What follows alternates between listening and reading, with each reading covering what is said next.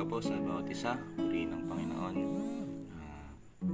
Narito tayo muli upang mag-aral ng kanyang salita.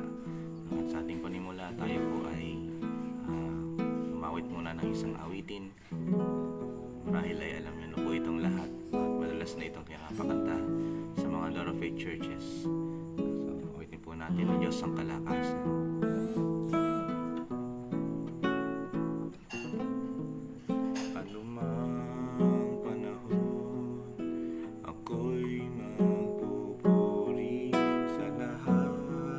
Sitwasyon, ako'y sasamba, pagkat ang Diyos ang kapayapaan sa buhay kong ito. Sa lahat ng sitwasyon, magpupuri ako. Ang Diyos ang kalakasan ko, dahil sa Kanya pagpatuloy, binibigyan ng pagnanasang masunod ang kanyang kalooban. Sa mga panahong hindi maintindihan, ang Diyos lang ang siyang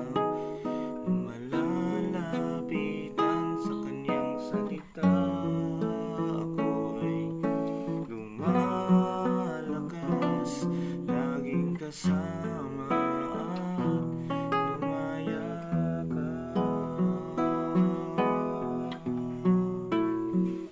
sa mga bigatin, kalungkutan, siyang lalapitan sa pagsubok o problema, nananatiling nagtitiwala, pagkat ang Diyos ang lumikha sa buhay kong ito. Dahil sa Kanya panatag ako. Ang Diyos ang kalakasan ko, dahil sa Kanya ako'y nakakapagpatuloy, binibigyan ng pagnanasang masunod ang kanyang kalooban.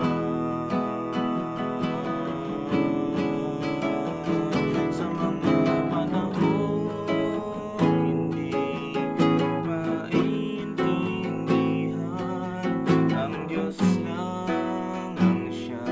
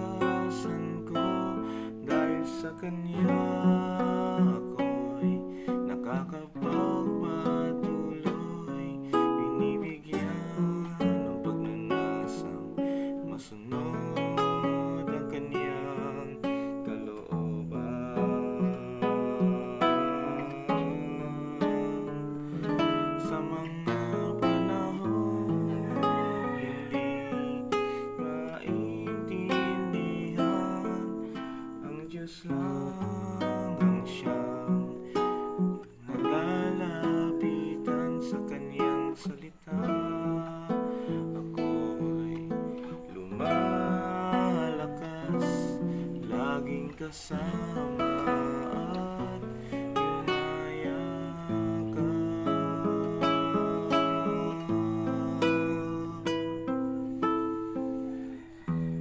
Hallelujah. Purihin kayo, Panginoon. Hallelujah. Kung kayo ang aming kalakasan, aming Ama, hindi kami magkukulang ng anuman. Hindi kami malulupig, hindi kami babagsak. Dahil ang kalakasan namin ay pangwalang hanggan, nanggagaling sa walang hanggang Diyos. Hallelujah. Diyos na makapangyarihan. Hallelujah. Purihin kayo, Panginoon. Muli, aming Ama, humihiling kami ng inyong paggabay. Banal na Espiritu, samahan niyo po kami sa oras na ito sa aming pag-aaral. Naway ang imensahin ninyo ay makaabot ng mga kaluluwa na nagnanais na maligtas. Makasumpong sila, Panginoon, ng kaligtasan. Salamat po sa inyo namin pinagkakatiwala ang lahat. Sa pangalan ni Jesus. Amen. Hallelujah. Purihin ang Panginoon. Gandang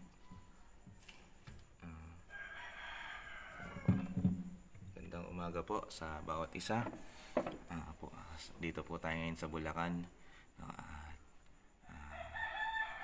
Pasensya na po sa aking boses kung medyo mahina dahil hindi po magandang aking lalamunan ngayon.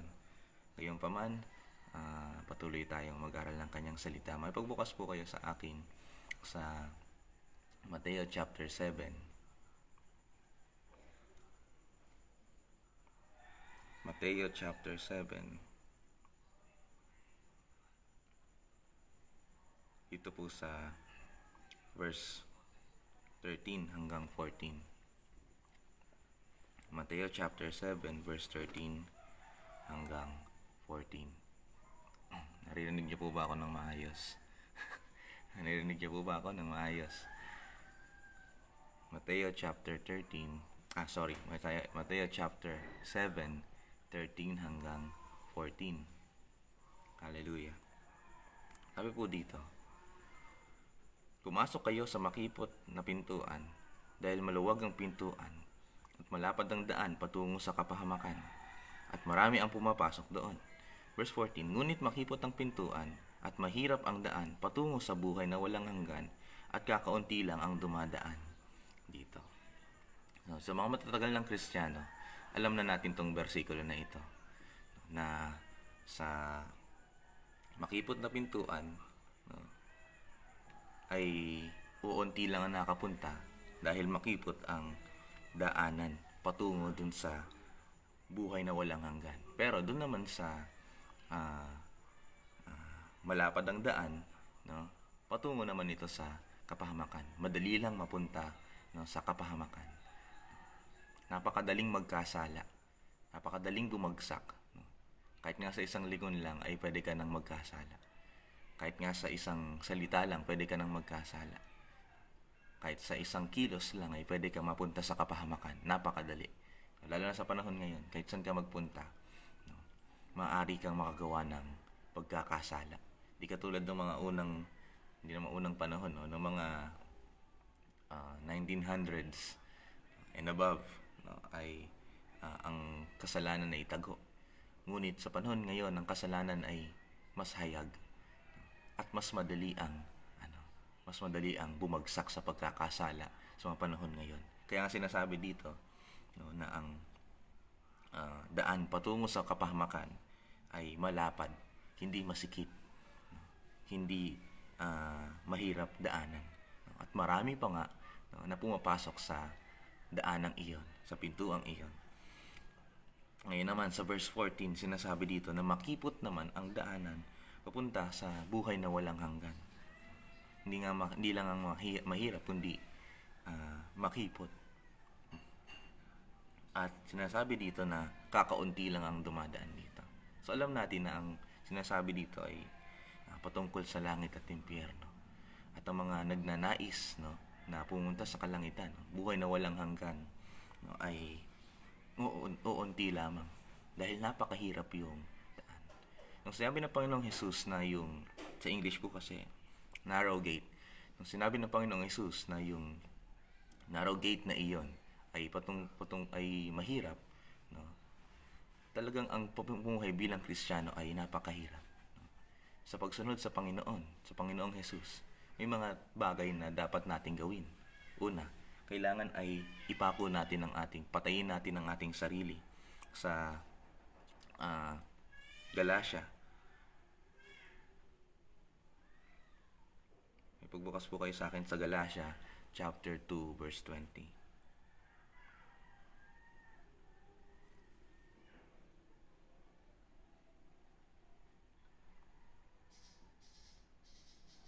Galatia chapter 2 verse 20. Sabi po dito, namatay akong kasama ni Kristo sa krus. Hindi na ako nabubuhay sa aking sarili, kundi si Kristo na. Ipinapamuhay ko ang buhay kong ito sa pamamagitan ng pananampalataya sa anak ng Diyos na nagmahal sa akin at nag-alay ng buhay niya para sa akin. Kung ikaw ay tagasunod na ng Panginoon, yung iyong dating buhay ay pinako na sa krus. At hindi na ikaw ang nabubuhay para sa iyong sarili, ang namumuhay na ay si Kristo. So, hindi na ikaw. Bagong buhay na yung pinapamuhay mo ngayon. So, sa pagsunod mo sa Panginoon, kailangan pinapamuhay mo yung bagong buhay. At madalas pa nga yun namang mahirap, yung ipamuhay yung bagong buhay na pinagkaloob ng Panginoon. Pangalawa, kung ikaw ay tagasunod na ng Panginoong Jesus, ikaw ay namumuhay sa pananampalataya. Sa Roma chapter 1. Roma 1:17. Roma 1:17, sabi dito. Sapagkat ipinahayag sa magandang balita kung paano tinuturing ng Diyos na matuwid ang tao. At ito'y sa pamamagitan lang ng pananampalataya. At ayon nga sa kasulatan, sa pananampalataya, nabubuhay ang matuwid. The just shall live by faith. Kailangan mamuhay tayo. Kung tayo mga tagasunod ng Panginoon, mamumuhay talaga tayo sa pananampalataya. You have no other choice kundi mamuhay sa pananampalataya. Kung ikaw hindi namumuhay ayon sa pananampalataya, na baka hindi ka talaga tunay na Kristiyano. Kaya kung tayo ay tagasunod ng Panginoon, sa ating lakbayin patungo dun sa buhay na walang hanggan, kailangan mo talagang mamuhay sa pananampalataya. Pangatlo, kailangan kung ikaw ay tagasunod ng Panginoon, ay matuto kang magtiis sa lahat ng mga paghihirap na kakaharapin mo. Sa Santiago, James chapter 1. Sabi po dito, chapter 1 verse 2. Santiago chapter 1 verse 2. Mga kapatid, mag-alala kayo sa tuwing dumaranas kayo ng mga pagsubok, sapagkat alam ninyong nagdudulot ito ng katatagan sa inyong pananampalataya. Tapos skip tayo sa 12. Sabi dito sa 12, James chapter 1 verse 2 and 3, tapos 12. Mapalad ang taong nananatiling matatag sa kabila ng mga pagsubok, dahil pagkatapos niya mapagtagumpayan ito, tatanggapin niya bilang gantimpala ang buhay na walang hanggan na ipinangako ng Diyos sa mga nagmamahal sa Kanya. So kailangan na magtiis, no, sa mga pagsubok. Hindi nga lang magtiis, maggalak sa mga dinadanas na mga pagsubok. Alam niyo po ba, sa mga tao, mga Kristiyano lang, mga anak ng Diyos, yung nagagalak sa lahat ng mga pagtitiis, mga problema, mga pagsubok. Pagdating sa mundo, no, at pinag-uusapan ay tungkol sa mga pagsubok, problema, pagtitiis, lahat ay nakasimangot, lahat ay malungkot, lahat ay nagrereklamo, lahat ay lumong-lumo. Pero pagdating sa mga Kristiyano, tandaan natin to, pagdating sa mga Kristiyano at pinag-uusapan ng mga pagsubok at problema, nagagalak ang mga iyan. Amen po ba? Mga Kristiyano ay nagagalak pa nga sa mga pagsubok at mga problema. Amen po ba? Tayo mga Kristiyano, mga tagasunod ng Panginoon, kailangan ay magalak sa kabila ng mga pagsubok. So yung mga bagay na iyon ay nagpapatunay na yung daan patungo sa buhay na walang hanggan ay mahirap. At sabi pa nga ng Panginoon, unti lang yung nakapunta dito. Unti lang yung nakakadaan dito. Pag yung isang Kristiyano ay humarap sa pagpipili kung dun ba sa maluwag na daanan o dun sa masikip na daanan, no? mas madalas pinipili, no, ng tao yung maluwag na daanan. Dahil madali nga yung dumaan doon. Hindi ka basta-basta, hindi ka palaging makaranas ng sakit. No? Hindi ka palaging masasaktan, hindi ka mahihirapan, makadaan ka ng madali. At iilan lang talaga yung pumipili dun sa masikip na daanan. Kasama na po sa human nature yon, yung humanap na mas piliin kung saan yung komportable. Likas na sa tao yung mas piliin yung kung saan ka madadalian, saan ka komportable, saan ka saan mas pabor sa iyo. Kaya marami yung dumadaan dun sa maluwag na daanan. Towards na habang dumadaan sila, nakaranas sila ng comfort, ng pleasure, no, ng kasiyahan, pero hindi na alam yung dulo na ikapakamakan. At ngayon naman, para sa mga mananampalataya, kapag nababanggit yung pag-deny sa sarili, pagpatay sa sarili, madalas sa mga tao ay tumatalikod na lang. Nung Panginoong Yesus narito sa lupa, at na gano'n ang topic na binabanggit niya, madalas ay lumalayo na lang sa Panginoon. Pag pinapakita ng Panginoon ang katotohanan at dapat nilang gawin bilang tagasunod ng Panginoon, yung mga nakikinig sa Kanya, tumatalikod. Maraming tumatalikod. Naiuunti na lang yung natitira. Ang Panginoon, hindi niya sinusugarcoat yung katotohanan. Ang daan patungo sa buhay na walang hanggan ay mahirap. Ang daan patungo sa buhay na walang hanggan ay napakahirap talaga, mga kapatid. Totoo po yan. Yan ang katotohanan. Pero alam niyo po ba, nung kami ay nasa Mindoro, at magsasalita po ako sa church sa Nawan Mindoro, Oriental Mindoro. Yung church po doon, ang daan po pupunta sa church ay napakasikip. At nung naglalakad nga kami doon, sabi ko, talagang totoo nga na makipot ang daan patungo sa langit. At sinabi sa akin ng Panginoon, oo, makipot ang daanan. Pero ito ang dapat nating tandaan. Sabi sa akin ng Panginoon, makipot nga ang daan, pero hindi ko sinabi hindi ka makadaan. Makipot ang daan, totoo yun, mahirap talaga. Pero hindi sinabi sa Biblia na hindi ka makakarating. Makipot ang daan, talagang mahirap yung dadaanan patungo sa buhay na walang hanggan. Pero hindi sinabi doon na pag dumaan ka, hindi ka makakalagpas. Hindi ka makapunta doon sa patutunguan mo. Kaso nga lang, doon pa lang sa pagdaan, nakakatawa nga kasi yung daanan talaga ay masakip, na pang isahang tao, isang motor lang ang pwede mo maipasok. Tapos maputik pa, mga halaman at yung mga barbed wire, basa yung mga semento, yung dingding. At talagang mahirap. Pero pagdating namin doon, sabi sa akin ng Panginoon, doon sa church, sabi, nakadaan ka naman eh. Sabi ng Panginoon, yung daang masikip, ay mahirap talaga. Pero hindi sinabi doon na hindi ka makarating sa dulo. Amen po ba? Sinabi lang ng Panginoon yung katotohanan na mahirap talaga yung daanan patungo sa buhay na walang hanggan. Pero kailanman hindi niya sinabi na hindi ka makakarating doon. Kahit dumaan ka sa makipot na daanan. May nakarating na eh. Diba? Sabi doon, yung maluwag na daanan, maraming nakapunta, maraming nakadaan doon sa maluwag na pintuan. Pero sa makipot na daanan, onti lang yung nakapunta, onti lang yung dumaan, onti lang pumili doon, pero may nakapunta pa rin doon sa buhay na walang hanggan. So itong katotohanan, mga kapatid, tandaan natin, oo, mahirap, makipot ang daanan patungo sa buhay na walang hanggan. Pero hindi sinabi ng Panginoon, hindi pag dumaan ka doon na hindi ka makarating doon sa dulo. Magiging mahirap, pero tandaan natin, makakarating ka pa din doon sa dulo. Naririyan ang Panginoon, natutulong sa atin sa pagdaan natin sa makipot na daanan na iyon. Magbabangkit lang ako ng mga ilang talata na papatunay ng pagsama ng Panginoon sa atin habang namumuhay tayo bilang mga Kristiyano. Habang lumalakad tayo sa makipot na daanan patungo sa buhay na walang hanggan. May mga pangako ang Panginoon na binanggit sa Biblia.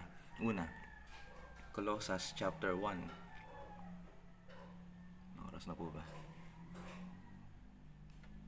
Colossus yan. Colossus chapter 1 verse 29.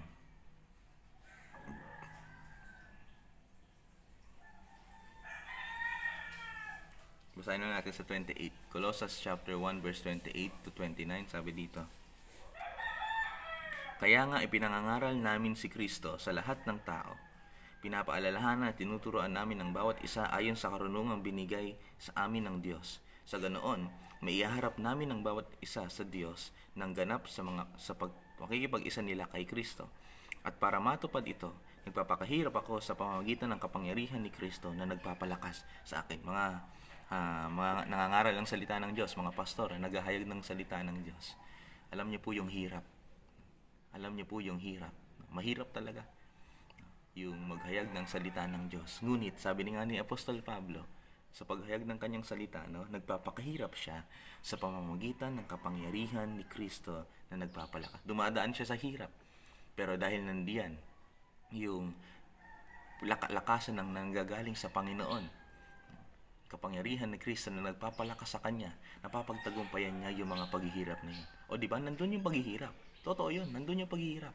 Pero napagtatagumpayan dahil sa kalakasan na ibinibigay ng Panginoon. Kung ang mga pastor ay mga ngaral sa pamamagitan ng sariling lakas, sariling katalinuhan, abay, mabibigo lamang tayo. Pero kung tayo ay mga ngaral sa tulong at biyaya at kalakasan na nanggagaling sa Panginoon, magiging maayos ang lahat. There will be struggle. Pero dahil sa kalakasan na binigay ng Panginoon, napapagtagumpayan mo. Amen po ba? Sunod, Mateo chapter 10.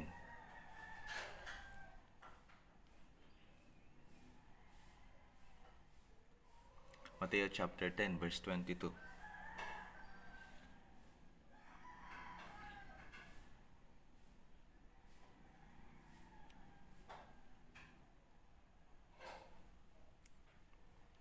Basahin na lang natin sa 21 para mas kompleto. Mateo chapter 10 verse 21.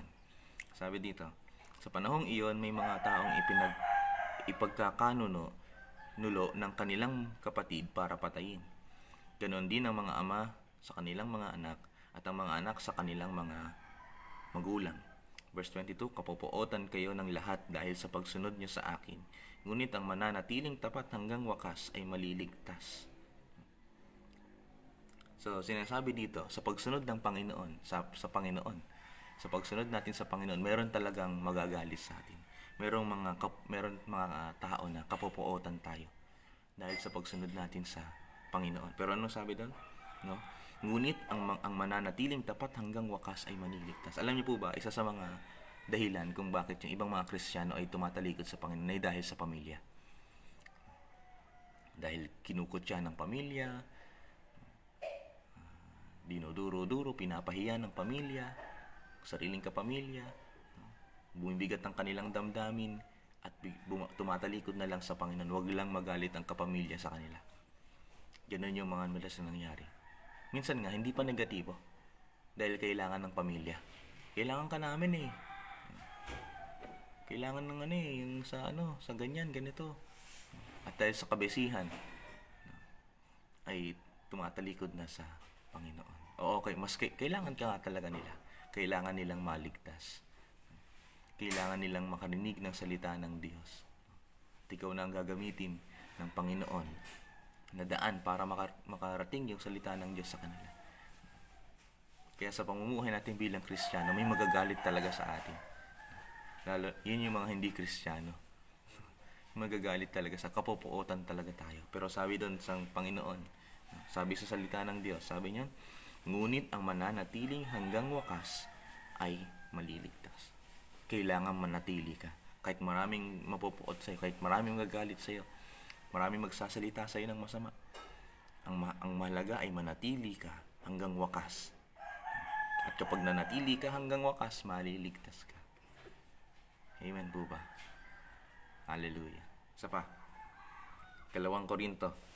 Napit na po ako matapos. 2 Korinto chapter 4 verse 8. Sabi dito, sa aming pangangaral, ginigipit kami sa lahat ng paraan, pero hindi kami nalulupig. Okay, tungkol na naman sa pangangaral ito. Apostol Pablo sa kanyang buhay, bilang lingkod ng Panginoon, sabi niya, ginigipit sila, no? Sa lahat ng paraan. Imagine niyo po yun, hindi lang ilang paraan. Ginigipit sila sa lahat ng paraan. All the things that you can imagine para gipitin sila sa kanilang pangangaral ay ginangyayari sa kanilang naranasan nila. Pero sabi doon, pero hindi kami nalulupig. Hindi kami nalulupig. Sunod, kung minsan kami ay naguguluhan, pero hindi kami nawawalan ng pag-asa. There will be confusion, no? Pero hindi nawawalan ng pag-asa. Sunod, maraming umuusig sa amin, ngunit hindi kami pinababayaan ng Diyos. Amen. Hallelujah. Marami tayong maraming mga pag-uusig na dadaanan. Pero tandaan natin mga kapatid, hindi tayo pababayaan ng Diyos. Sunod, kung minsan sinasaktan kami, ngunit hindi tuluyang napapatay. Si Apostol Pablo, ilang beses na yan dumanas ng bingit ng kamatayan, pero hindi siya napapatay. Dadanas tayo sa mga ganong pagkakataon, mga kapatid, sa pagdaan natin sa makipot na daanan. Pero tandaan natin, kung nasa sa atin ng Panginoon, hindi kailan tayo mapapahamak. Hallelujah. Sabi pa dito, lagi kaming nasa bingit ng kamatayan tulad ng nangyari kay Jesus, para sa pamamagitan ng aming buhay ay makita din ang buhay ni Jesus. Verse 11, lagi kaming nasa bingit ng kamatayan dahil sa paglilingkod namin kay Jesus, para sa pamamagitan ng aming katawang may kamatayan, makita ng lahat ang buhay ni Jesus. Dadanas po talaga tayo. At ulit-ulit ko lang sinasabi, dadanas tayo ng paghihirap. At paraan lang iyon para makita ang Panginoong Jesus sa ating buhay. Makita nila, bakit ngayon nung dumadaan siya sa pagsubok, dati pabaksak-baksak yan pero ngayon hindi na siya basta-basta bumabagsak. Talagang matibay na siya. Kaya kita nila hindi na siya yung nabubuhay sa kanyang sarili, nabubuhay na siya para sa Panginoon.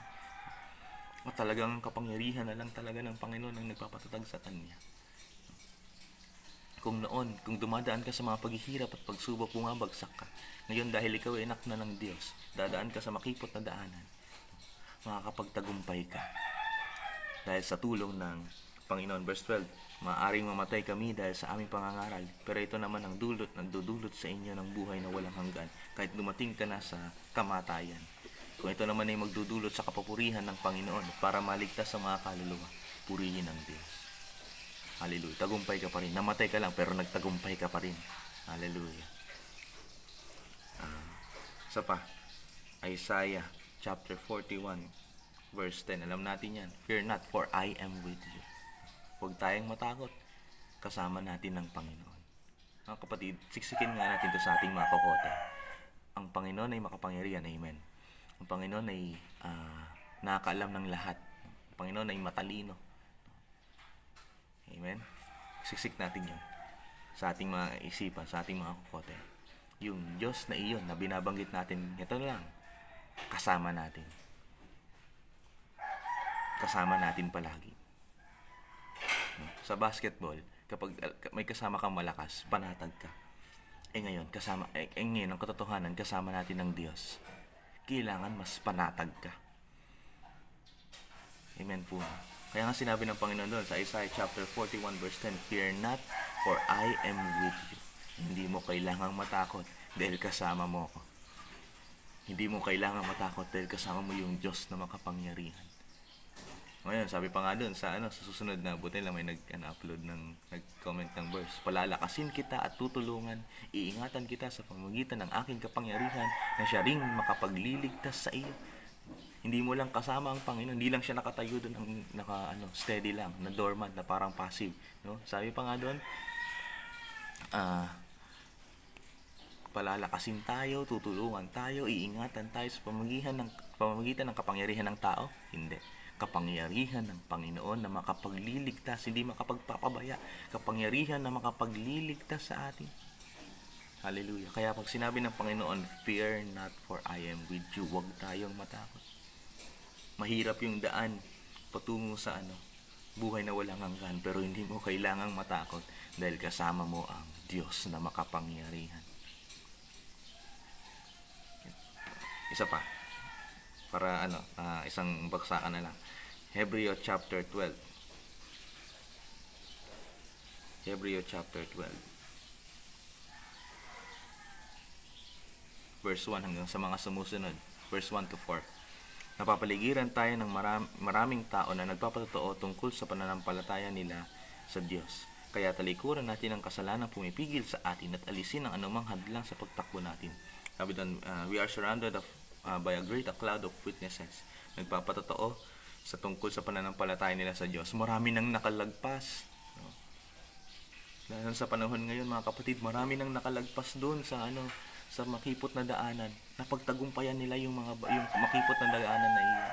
Marami nang nakapagsami, marami nang patotoo na naibigay, marami nang patotoo na nabanggit, marami nang mga buhay ang nagtagumpay, napunta sa langit. Marami nang buhay na marami nang Kristiyano nakapagtagumpay dun sa makipot na daanan na iyon. Tayo pa kaya?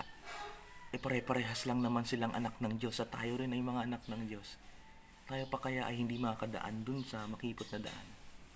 Kung sila na mga anak ng Diyos ay nakarating na dun sa langit, tayo din ay makakadaan. Iisa lang din naman ang nag-ingat sa kanila, ang Panginoong Hesus. Yung Panginoong Hesus, ang ating Diyos na makapangyarihan, ay nakasama nila. Nung dumadaan sila sa makipot na daanan, ay kasama din natin. Kaya nga sabi doon, napapaligiran tayo ng maraming tao na nagpapatotoo tungkol sa pananampalataya nila sa Panginoon. At sabi doon, kaya talikuran natin ng mga kasalanan pumipigil sa atin at alisin ang anumang hadlang sa pagtakbo natin. Yun din ang ginawa nila. Pinipigilan nila tinatalikuran nila yung mga kasalanan pumipigil sa kanilang pagtakbo. Inaalis nila yung lahat ng mga hadlang. It will be tough, it will be hard.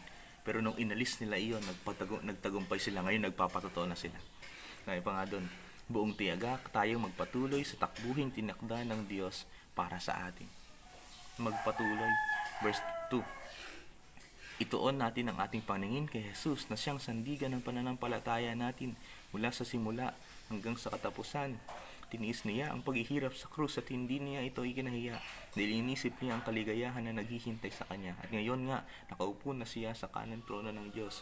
Ng Panginoon Jesus dito sa lupa, hindi niya inintindi yung mga paghihirap, yung mga pagtitiis na kanyang pagdadaanan niya. Kinuon niya yung kaligayahan na maratanggap niya pagkatapos ng kanyang lakbayin dito sa lupa. At yun nga, nakaupo na siya sa kanan trono ng Diyos. Tayo naman, katulad ng Panginoong Jesus, ituon natin ang ating paningin sa Panginoong Jesus. Hallelujah. Habang naglalakad tayo dito sa lupa, sumusunod sa kalooban ng Diyos, lumalakad dun sa makipot na daanan, dadanas ka talaga ng mga paghihirap, mga pagsubok at problema. Pero imbis na ituon mo yung paningin mo dun sa makipot na daan, ituon mo yung paningin sa Panginoon. Katulad ng Panginoon nakapagtagumpay, ikaw rin ay magtatagumpay. Hallelujah. Hallelujah. Sabi pa nga dito, ang verse 3, isipin nyo ang mga tiniis ni Jesus na paghihirap sa kamay ng mga makasalanang tao para hindi kayo panghinaan ng loob. Kung tutuusin, wala pa namang pinatay sa inyo dahil sa pagkipaglaban sa kasalanan. Wala pa namang namatay sa pagkipaglaban sa kasalanan. Yung pag-alis ng mga kasalanan, yung binabanggit dun sa mga unang verse 1 and 2. Yung pag-alis sa mga kasalanan, pag-alis ng mga hadlang, pagpigil sa mga kasalanan, wala pang namatay doon. Marami pang nabuhay at yun na nga, nasa langit na sila. Hindi lang buhay na nakamit nila, kundi buhay na walang hanggan. Hallelujah. Mga kapatid, marami tayong maidadahilan. Ito na naman yung salita ko. Marami tayong maidadahilan para magpatuloy sa Panginoon. At wala tayong maidadahilan para huminto sa pagsunod sa Panginoon. Pinakahuli, last na to, tapos magtatapos na po tayo. Pahayag chapter 3 verse 11. Sabi dito, Pahayag chapter 3 verse 11. Malapit na akong dumating, kaya ipagpatuloy ninyong mabuti ang mabuti ninyong gawa upang hindi maagaw ng kahit sino ang gantimpalang inihanda para sa inyo. Ngayon, dumadaan tayo sa makipot na daanan. At tandaan natin mga kapatid, kung hindi ka pa dumadaan doon, kung hindi mo pinipiling dumaan doon sa makipot na daanan, sa narrow road, malapit nang dumating ang Panginoon.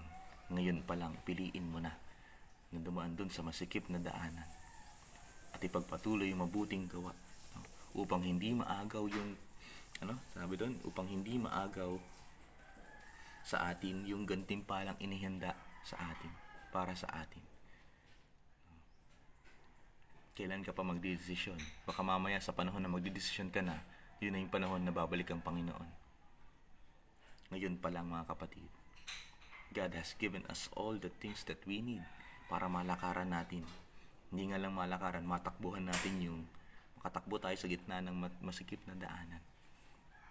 God has given us all the things that we need para makadaan doon sa masikip na daanan, makarating doon sa buhay na walang hanggan. Hallelujah. Inuulit ko po, tulad ng sinabi sa akin ng Panginoon. Oo, magdadaan ka sa mga paghihirap at mga pagtitiis. Pero hindi sinabi ng Panginoon, pag dumaan ka doon sa makipot na daanan, hindi ka makarating sa dulo. May mga nakarating na nga sa dulo. At iisa lang din ang kanilang pinanampalatayaan nung sila'y dumadaan doon sa masikip na daan na yun. Nanalig sila sa Panginoon. Hallelujah. Hallelujah. Kaya kung sa pagsunod natin sa Panginoon, ay nahihirapan ka na, okay lang yan. Ang mahalaga na kasunod ka sa Panginoon. At ang lahat ng sumusunod sa Panginoon ay siguradong nagtatagumpay. Hallelujah. Tayo pong lahat ay manalangin. Panginoon, salamat po sa inyo. Patawarin niyo kami kung may mga pagkakataon na pinipili namin dumaan sa maluwag na daanan para makaramdam kami ng comfort, ng pleasure, ng kagaangan sa loob. Para hindi kami mahirapan, patawarin niyo kami. At ngayon, tulungan niyo po kami na maalala namin palagi sa pagdaan namin, Panginoon, sa makipot na daanan na kayo'y kasama namin. Hallelujah. Bibilang kami dun sa mga onti lang na pumipili dun sa makipot na daanan. Hindi na kami bibilang dun sa marami na dumadaan sa maluwag na daanan. Dahil ang pangako ninyo sa amin, kahit maging mahirap ang daraanan, alam namin na sa tulong ninyo ay makakadaan kami doon at makakarating kami dun sa dulo. Hallelujah. Salamat po sa inyong mensahe, Panginoon. Tulungan nyo kami na lagi maalala ito, na hindi nyo sinabi na hindi kami makakarating sa dulo. Makakarating kami, Panginoon, sa dulo. Sa dulo ng makipot na daan. Hallelujah. Salamat po, Panginoon, sa inyong mensahe. Patuloy na ang kalakasan ninyo sa mabawat isa. Sa mga nanghihina, palakasin niyo po sila. Sa mga nalulungkot, alawin niyo po sila, Panginoon. Sa mga napipighati, bibigay kayo ng pag-asa sa kanila, Panginoon. Hallelujah. Sa mga nasasaktan, iparanas niyo sa kanila ang inyong pag-ibig. Hallelujah. Nang sa ganon, maging tulad kami ni Apostol Pablo, struck down but not destroyed. Maraming sumisipa, maraming umaapak sa amin, pero hindi kami kailanman nalulupi. Salamat po sa inyo, Panginoon. Hallelujah. Hallelujah. Naway yung mensahe magsilbing kalakasan, Panginoon, dahil ang mensahe ito ay galing sa inyong salita. Hallelujah. Hallelujah. Purihin kayo, Panginoon. Salamat sa inyo, sa inyong lahat ng papuri, sa pangalan ni Jesus. Amen. Hallelujah. God bless po sa bawat isa. Sa Diyos ang lahat ng papuri. Tunay nga na ang daan patungo sa buhay na walang hanggan ay mahirap, pero hindi sinabi ng Panginoon na hindi natin mararating ito pag dinaanan natin yung makipot na daan. Kaya God bless po sa bawat isa. See you po sa mga susunod na panahon. Patuloy po tayo sa Panginoon. God bless po. Sa Diyos ang lahat ng papuri.